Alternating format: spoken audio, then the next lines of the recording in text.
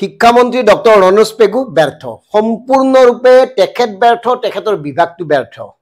আৰু আমি ভাবো এই ব্যৰ্থতাৰ দায়িত্ব মূৰ পাতি লৈ তেখেতে পদত্যাগ কৰিব লাগে। এইকাৰণে কৈছো হাইস্কুল শিক্ষান্ত পৰীক্ষাৰ ফলাফলে সকলোবোৰ তুলি ধৰিছে।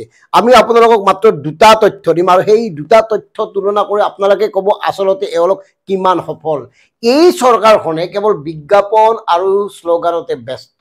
আপোনালোকৰ মনত আছে নহয় গুণোৎসৱৰ কথাবোৰ? 2025 গুণোৎসৱ, বিৰাট ৰিজাল্ট, সাংঘাতিক ফূৰ্তি তামাচা, হাজাৰ হাজাৰ বিদ্যালয়ক 25,000 টকাকে দিছিল, হাজাৰ হাজাৰ ছাত্ৰ ছাত্ৰীক আৰোহণৰ যোগেদি বিভিন্ন শিক্ষানুষ্ঠানলৈ ভ্ৰমণ কৰিব নিছিল। মানে তাত ক'ত কেনেকে কিমান কোটি টকা খৰচ হৈছে তাৰ কথাটো সাধাৰণ জনতাই নাজানে। কোটি কোটি টকা ব্যয় কৰা হৈছে, অথচ বিদ্যালয়ৰ ফলাফল এই। আপোনালোকে নিজেই মন কৰক। কাৰণ দৰ্শোৱাৰ জাননী প্ৰেৰণ কৰি তৎ পোৱা নাই। চাৰিওফালে ব্যৰ্থ, প্ৰতিখন জিলাতে কাৰণ দৰ্শোৱা জাননী প্ৰেৰণ কৰিছে। লাভ কি হৈছে কওক? কাৰণ দৰ্শোৱা জাননী প্ৰেৰণ কৰিলে এতিয়া কিবা হ'বনে? কিহৰ কাৰণে হৈছে এই অৱস্থা? এই কথাবোৰ মন কৰে নে নকৰে? এই বিশ্লেষণ কৰে নে নকৰে?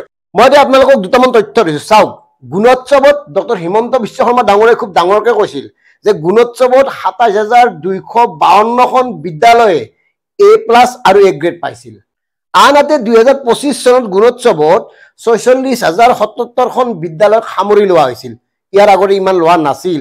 ইয়াৰ উপৰি 83.5% বিদ্যালয়ে A আৰু A গ্ৰেড পাইছে।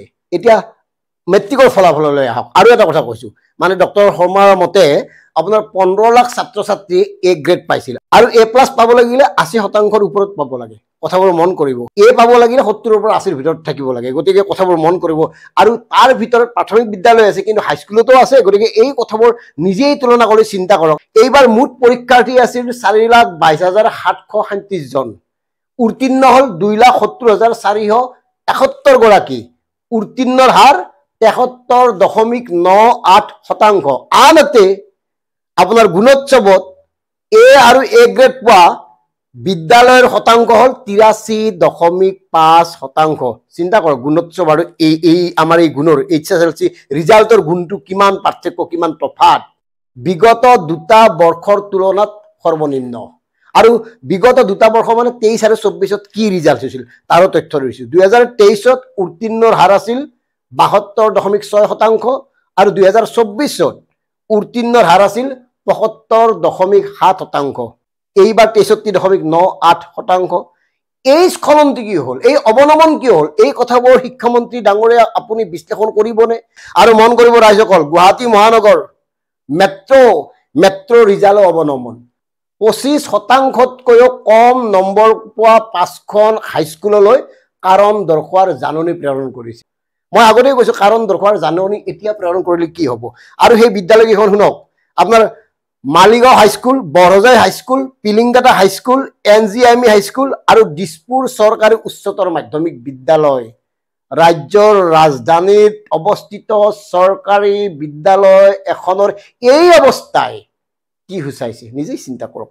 মানে অসমৰ চৰকাৰী বিদ্যালয়ৰ শিক্ষাৰ মান ক'ত কলৈ নিছে এওঁলোকে কেৱল ঢাক ঢোল বজাই বিজ্ঞাপন প্ৰচাৰ কৰি শ্লোগান দি সহায় নহয় আৰু অনৰ নামত কোটি কোটি টকা খৰচ কৰি মানে আপোনাৰ বিভিন্ন জনক বিভিন্ন ধৰণে য'তে ত'তে নিয়োগ কৰি যি টি বিভিন্ন ধৰণৰ সম্পৰীক্ষা কৰি এওঁলোকে ধ্বংস কৰি পেলাইছে অসমৰ চৰকাৰী শিক্ষা ব্যৱস্থাটো। আৰু সেইকাৰণে এইবাৰ ব্যক্তিগত খণ্ডৰ বিদ্যালয়ৰ খুব ভাল ৰিজাল্ট। শীৰ্ষ 3টা স্থানত চৰকাৰী বিদ্যালয়ৰ ছাত্ৰ ছাত্ৰী নাই। ঐতিহ্যমণ্ডিত কটন কলেজ, কামৰূপ একাডেমী বা গোপাল বৰৰ দৰে হাইস্কুলৰ অৱস্থাও তথৈবচ।